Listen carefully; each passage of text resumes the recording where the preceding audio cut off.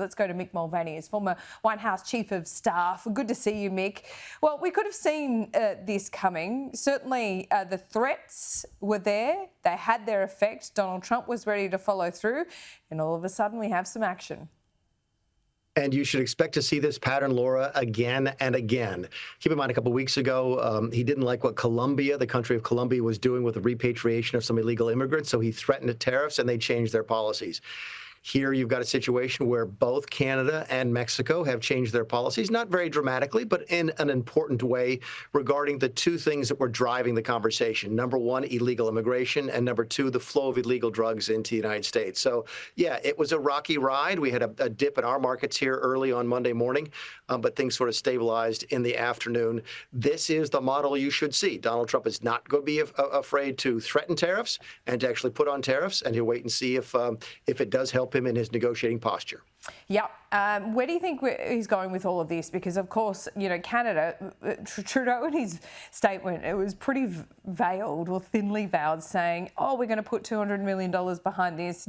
I mean, whether they spend it or not is a whole other thing. And saying, you know, we're going to send troops to the border as we already have there. So basically, he's just, you know, highlighting things that he's already done. And then there's a few other, you know, frilly things on the side.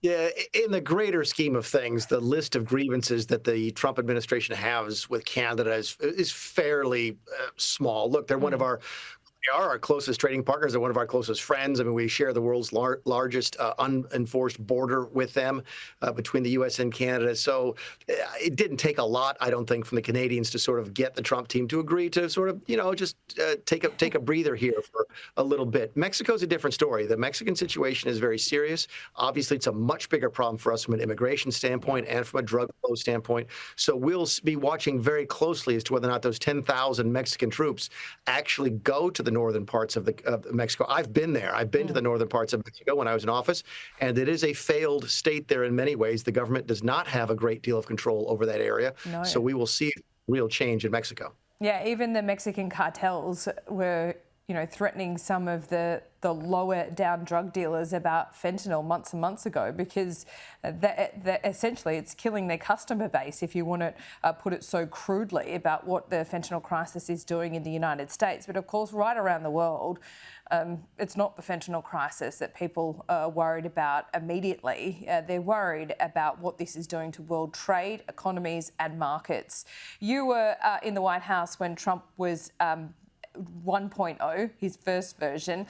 And Joe Hockey at the time had to remind Donald Trump and his administration that Australia has a trade deficit, that we're strong allies. We've been there with every single war in the last 100 years. Do you think Donald Trump remembers that? Are we in his sights at all? Well, everybody's in his sights, but I think Joe Hockey was correct to sort of look at it through two different perspectives. Number one, what is the trade balance? You do have a trade deficit with us, which Trump will consider to be a good thing. And number two, you do spend a good bit of money on your own defense.